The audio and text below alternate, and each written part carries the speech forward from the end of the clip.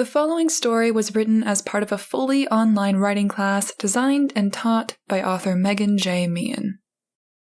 The stories from this class were subsequently printed in an anthology series titled Wicked Writing Volume 1, courtesy of Stitched Smile Publications. To join the next class, email Meagan J. Meehan directly at artsyyweinT@gmail.com. To purchase a copy of the book, visit its Amazon page, linked in the description below. And to learn more about Stitched Smile Publications, visit their official website at www.stitchedsmilepublications.com. Thank you for listening. Thank you to Meagan and her authors, and enjoy the story.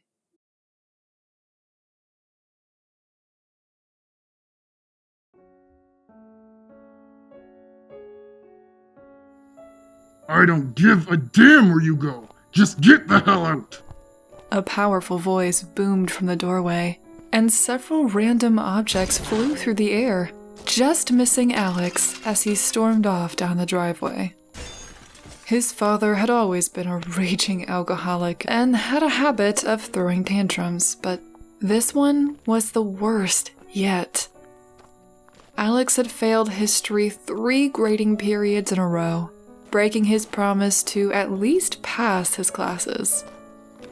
It's not my fault Mr. Thomas is the most boring and confusing teacher ever, Alex muttered under his breath as he pulled on his hood, fighting off the chill of the mid-November air. Pulling out his phone, the steaming teen dialed up his good friend, Red. Yo, dude, I need a place to crash for the weekend. My parents kicked me out again. Alex sighed into the phone. No problem, bro. I've got you covered. His friend replied on the other end. Just come on over to my place. My mom's gone on another week-long bender, so she won't be home to care. Alex could always rely on Red, ever since they were merely 9 years old. Coming from similarly broken homes, Red and Alex had a mutual understanding of each other, finding comfort in each other's company along with any mind-altering substance they could get their hands on. By the time Alex arrived at Red's beaten-up shack of a house, Red had already invited other guests. Upon opening the door, Alex saw who had shown up. Before him was Red, a short and lanky ginger with skin as pale as paper. He was smiling widely, showing off the gaps in his teeth from one too many fistfights. Inside the house, Alex spotted Eric, a massive, stout 18-year-old who was like the older brother of the whole group. His beard grew in when he was 12, so Eric had always looked like a huge mountain man. Last, but certainly not least, there was Patricia, or Patty, as Alex called her. Patty was Eric's little sister of 2 years, and while he didn't enjoy what she did in her spare time, he wanted to keep her safe since she had a bad habit of catching the attention of thug types. While younger than the rest of the group, Patty stood a good 6 inches taller than Alex, and she never wasted any time rubbing that in his face. Hey, Shorty. Glad you could make it to the party. Red's got some good shit for us tonight, chimed Patty, as she sat on the stained couch, sipping from a flask. Smiling, Alex stepped in, as Red closed the door behind him. The lady speaks the truth, my good man. I have procured a new brand of substances from yonder pipe shop. Behold! Red held out several packets, all labeled the same. C-9, Cotton Candy Clouds. Read the packaging depicting what would look to be clouds made of cotton candy, as the name suggests. C-9? What on earth is that? Alex inquired, just as Patty draped her arms over his shoulders. Ah, C-9 is the newest and hottest thing on the block, Daddy-O. One puff of this and you'll be as high as the peak of Mount Everest. Red replied while giving Alex the finger guns, changing his mannerisms as per usual. It's a synthetic, supposed to mimic the effects of pot, but it's crazy cheap. Patty added while Red nodded in agreement, tossing the packages to Eric, who sat in an oversized recliner, which still looked small compared to him. Eric, my man, do me the honors and stuff those pipes for me. Red chimed as he struck an overly dramatic pose. Eric grimaced, signing to Ren that he was tired of him bringing in new things around his sister. Chill, bro. It's totally safe. It wouldn't be legal if it was dangerous, right? Patty retorted with a chuckle, drawing a sigh of defeat from Eric. He couldn't say no to his little sister. While Eric started stuffing the pipes with what looked like sawdust, Patty pulled Alex to the couch and pushed him down, sitting next to him but clutching his arm. My friends, tonight we explore new territories, announced the overly zealous Red as he took a stuffed pipe, wasting no time in lighting it up and puffing hard. The foul stench of burnt cotton candy filled the air, making Alex's nose scrunch up. Receiving his own, Alex placed the pipe in his mouth. Patty lit it for him, and he inhaled. Burning smoke filled his lungs, scorching everything it touched all the way down, eliciting violent coughs from Alex. Drinking water to expel the horrendous taste from his mouth, Alex watched as Patty and Eric joined in, taking puffs of their own. For many minutes, the group felt nothing, taking repeated puffs on the pipes in hopes of speeding up the process.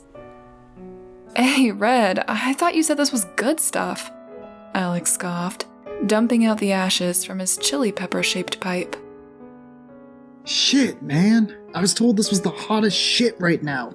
And maybe we just can't feel it since... Alex looked up at Red, expecting him to finish his sentence, but all Alex could see on his friend's face was nothing. It wasn't that he was expressionless, but he had no face. Blinking rapidly, Alex realized Red still had facial features, but they were blurred out, as if he was in one of those police shows where witnesses wanted to keep their identities concealed. Alex couldn't even remember Red's face for the life of him. Looking around, he realized that the same thing was happening with Patty and Eric. Numbness overtook Alex, and he neither felt nor heard anything, aside from a steady and rapid thumping in his chest like a muffled drum. Soon after, his vision started to fade to blackness. It was a warm and comforting darkness, like when someone falls asleep. The tranquil feeling of security was quickly lost, however, as Alex realized he was back home, staring into the scarred door to the hallway closet. A sturdy-looking board leaned against the doorframe, which would fit in metal hooks screwed into the wall on either side of it. Dread overtook the boy as he felt an imposing force behind him, pushing him toward the slowly opening closet. I told you, boy. You mouth off to me again, I'd put you in the lockup. Consider yourself lucky. A deep, rumbling voice bellowed from the force pushing him through the doorway. Panic set in as Alex struggled against the force, but much like an animal fighting against the current of a river, his efforts were in vain. Behind him, the door swung shut and a loud thud of wood hitting metal rung out, casting Alex into silence and darkness. Pounding on the door, Alex cried out in fear, begging for freedom. But the old wooden door held fast, not relenting to the boy's feeble attempts to break it down. Alex screamed until his voice went hoarse, and then all he could produce was a pathetic squeak. With the will to fight broken, Alex slumped against the door, and silence fell upon him. Within the claustrophobic closet, which acted as Alex's prison, no light shone from under the door, drowning the boy in a sea of darkness as thick as pitch. Hours upon hours of solitude in the endless void of shadow took its toll on him, scrambling his sense of time and reality. Just as countless memories of days spent in the prison of the closet flooded Alex's mind, suddenly, the imposing claustrophobic grip on him was gone. Quickly, he got to his feet, scanning his surroundings. Much like in the closet, Alex still stood in a smothering darkness, until he turned to see the azure glow of a fountain. An oddly out-of-place fixture in the dark, it stood tall and proud, a spire resembling a steeple to a Gothic cathedral, with many gargoyles that spewed glowing water from their mouths, but made no splashing of water on water. Atop the granite fountain stood a figure, human in shape, but completely devoid of any features. No hair, clothes, nose, ears, not even any eyes. Just a wide grin, a row of bleached and jagged teeth splitting open the tightly pulled onyx-covered skin on the face, an expression far too wide to be anywhere near human. In the faint glow of the luminous water, Alex could see the skin on the being's forehead split open with a sickening tear, putrid gray fluid leaking from the newly formed wound. Splitting further open, the break in skin revealed an inhumanly large eyeball, the size of a baseball, glaring back at Alex.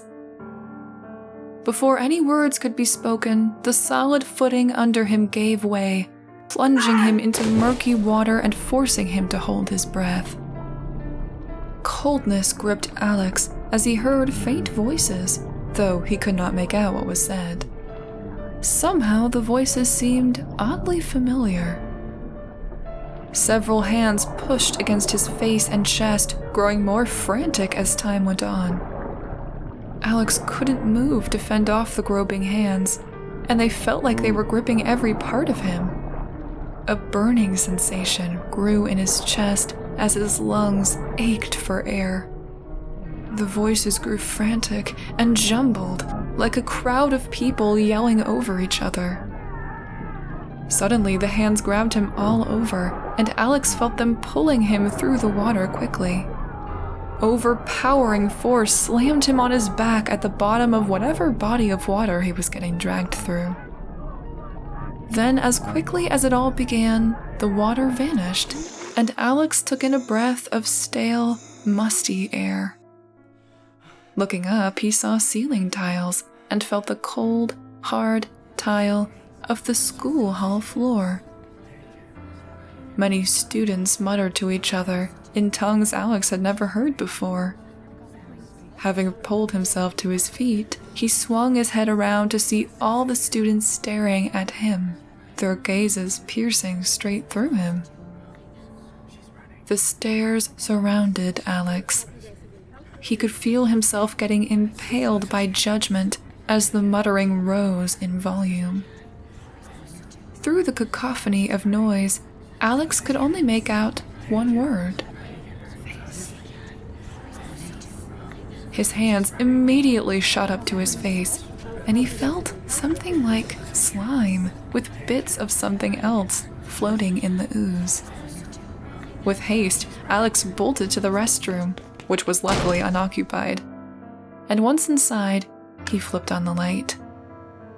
Horror struck Alex as he finally saw what all the other students were talking about. His face was melting, much like a candle in front of a blowtorch. His skin was turning a sickly gray and began to peel down. Though Alex watched in horror, and though he felt no pain, the decaying flesh of his face felt alien and wrong.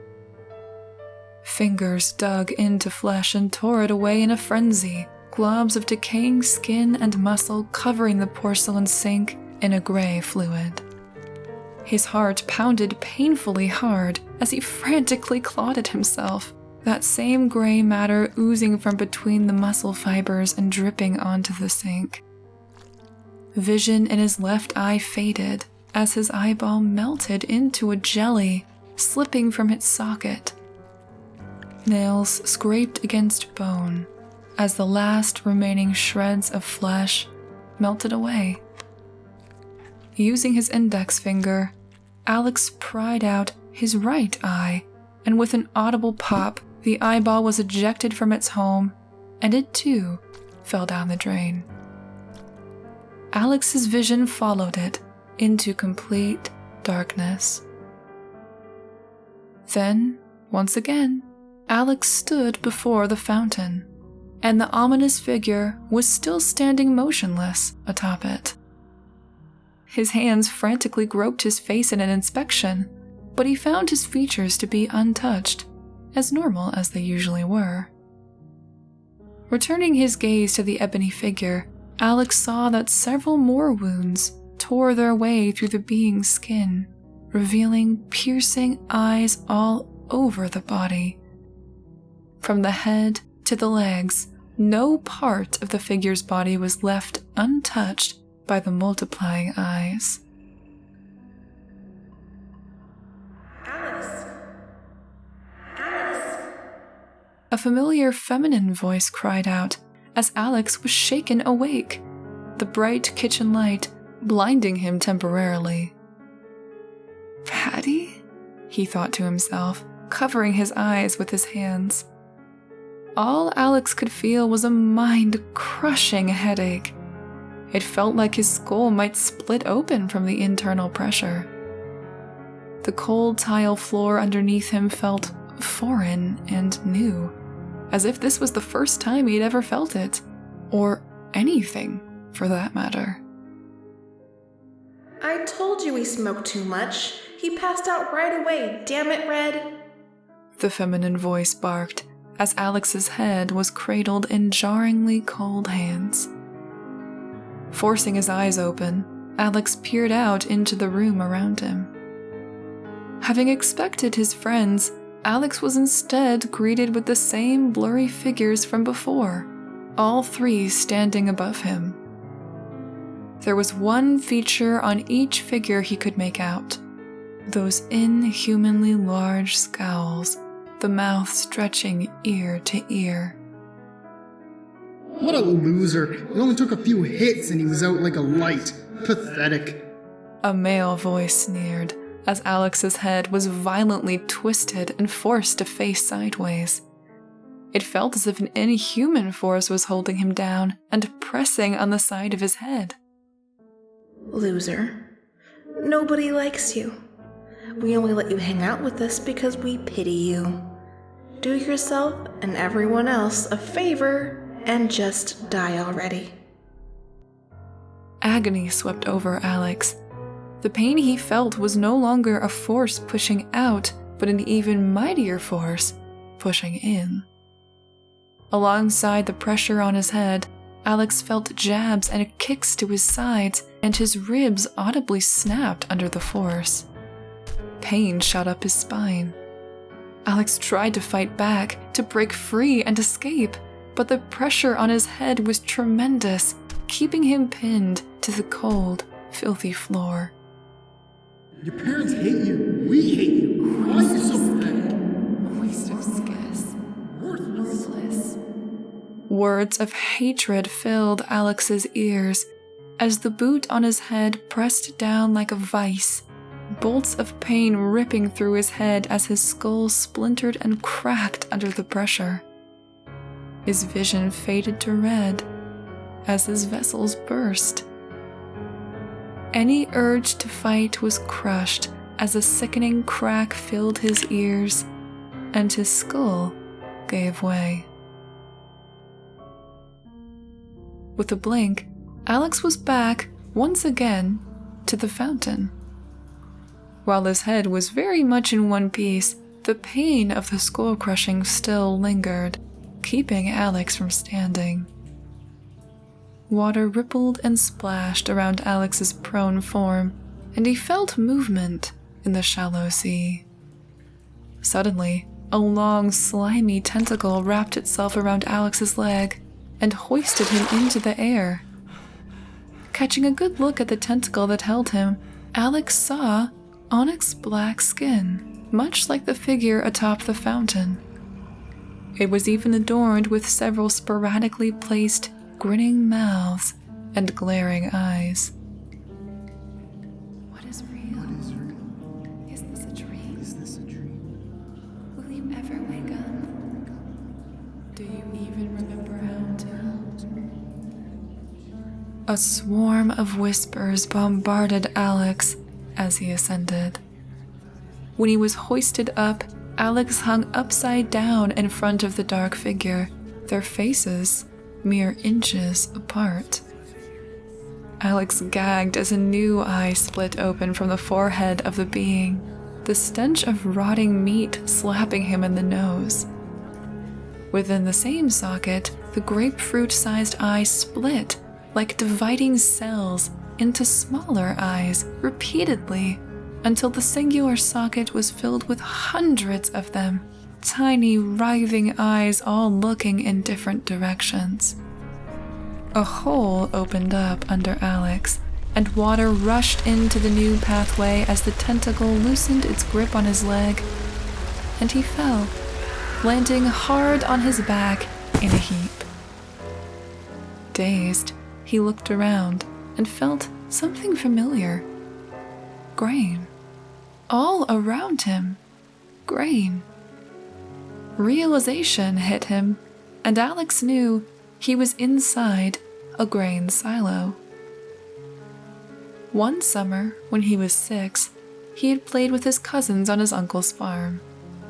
He had climbed on top of the silo, trying to hide from his cousin by jumping in. What he hadn't realized was that the grain can act like quicksand, and it engulfed him rapidly. Alex kicked and screamed as he sunk deeper into the dry grain, and he heard his cousins' voices calling to him from the top. Each kernel put a tiny amount of pressure on Alex, each trying to push him down, and all together they forced him deeper. As he flailed his arms, Alex tried as hard as he could to free himself from the impending prison, but he only succeeded in burying himself deeper. Taking one final breath, his head plunged underneath the grain. The grain faded away, from grain to soil, and Alex's eyes snapped open, only for him to be instantly blinded by freshly disturbed dirt. Clarity hit him as he clamped his eyes shut, trying to wipe them, but his hands were held in place by the earth around him. His lungs began to burn for air, each attempt to draw in breath being met with more dirt. A chorus of voices screamed at him to escape, to go up. With burning muscles, Alex fought to lift his arms. Though it took all his effort, he managed to shift through the loose soil. Next came his legs, the dirt proving a formidable foe to overcome. Worming his way up, Alex felt the surface just out of reach. And then, once again, Alex stood before the fountain, but with eyes of various sizes surrounding him on all sides in the darkness. The entire shallow sea was alive with swarms of giant, rotting tentacles, each with their own mouths all spouting hateful insults and mockery.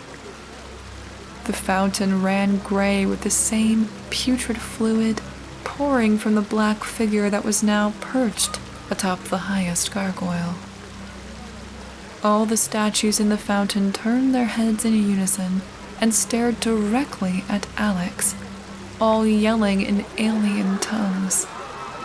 A deafening cacophony of screams barreled into him, forcing him to clamp his hands over his ears.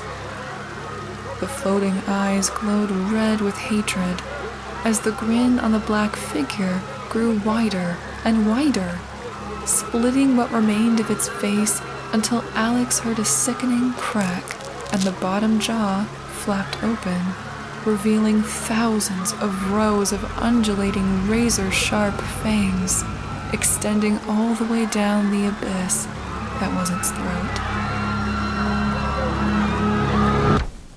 Alex sat up in bed and screamed, flailing his arms in a cold sweat. Whoa. Calm down there, buddy. A familiar voice sounded, and a door opened. Alex stopped when he saw that he was in Red's room, lying in his bed. Turning, Alex saw that his best friend was standing in the doorway with a steaming bowl of what Alex presumed to be soup. You alright, buddy? Red inquired, walking over to Alex and sitting on the bed. You scared the shit out of all of us, man. You completely passed out. Alex rubbed his eyes as the haze started to lift from his mind. He suddenly recalled that the night before, he and his friends had tried that new C-9 crap. Bro, I think you need to sober up a while. That fucked you up. You've been out for 2 days. Red added, as he looked deep into Alex's eyes, checking to make sure his friend was all right. A rumbling sound came from Alex's stomach, malnutrition setting in. I knew you'd be hungry by the time you woke up, so I made you soup. Red said with a smile as he handed Alex the bowl. A wave of relief swept over Alex as he took everything in. He was out of that hell, done with that trip. Maybe he should take Red's advice and sober up for a while. Could do him some good. He had this thought as he brought the spoon into his mouth, then immediately spat it out. Dirt. Alex was eating dirt. The once mouth-watering scent of soup was replaced with the musty scent of soil. Alex blinked, and he was instantly back in darkness, gasping for air only for his nostrils to be filled with more loose soil. He had never left his hole in the ground. He had only imagined all of the events in his friend's room. His lungs burned for air, and his muscles ached from lack of oxygen. Panic set in as Alex flailed in the dirt, digging his way up once more as his mind swam. Visions of moments flashed before his eyes. The long nights spent in the locker, the beatings his father never spared him from, the apathetic looks his mother gave him, the time he soiled his pants in class by accident, walking down dark alleyways at night with a homeless man following him in search of drugs. These and many more flooded Alex's mind while he fought for survival. He felt cold evening air on his hand as he broke to the surface, gripping stable ground as he pulled with all his might. His muscles began to fail him, deprived of oxygen and overtaxed from the effort. All his thoughts slowed to a crawl as a biting cold slowly enveloped Alex, drawing him deeper into his sleep. He couldn't fight anymore.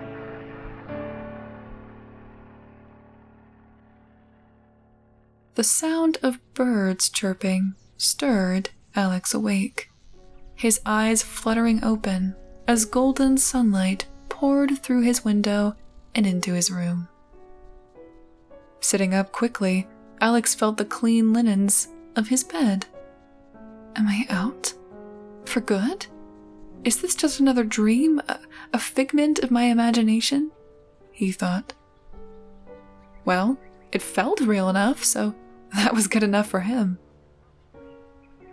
Alex spent the next half hour collecting his thoughts, remembering the events of the previous night in vague detail. He honestly couldn't tell whether or not what he went through was a hallucination, a dream, or, even more haunting of a thought, reality. After dressing himself and grabbing his phone, Alex noticed the small light, signaling a new message. Clicking on the screen, Alex saw that it was from Red. Hope you made it home all right. Last night was nuts, bro. Be sure to come grab your hat. Alex rubbed his eyes as he shut off the screen, pocketed his cell phone, and stood up to dress.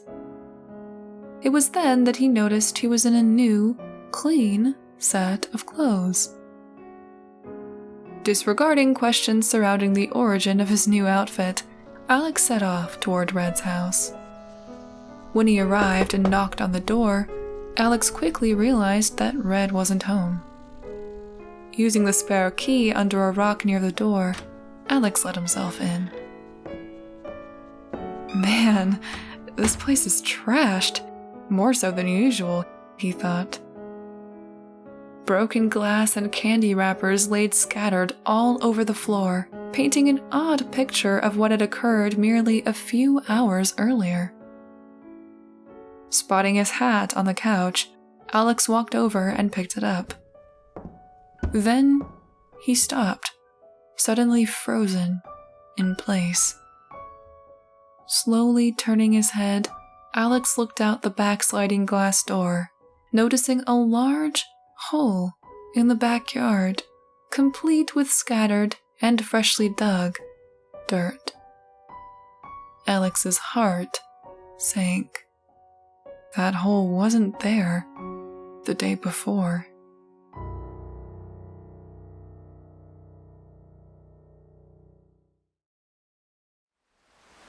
A huge thank you to all of my poltergeists. Bobby Tripp, Calderin, Cheryl Meredith, Gary, Imugi, Joker Smurf 3, and Spirit Father. As always, your support is so appreciated, and thank you from the very bottom of my heart.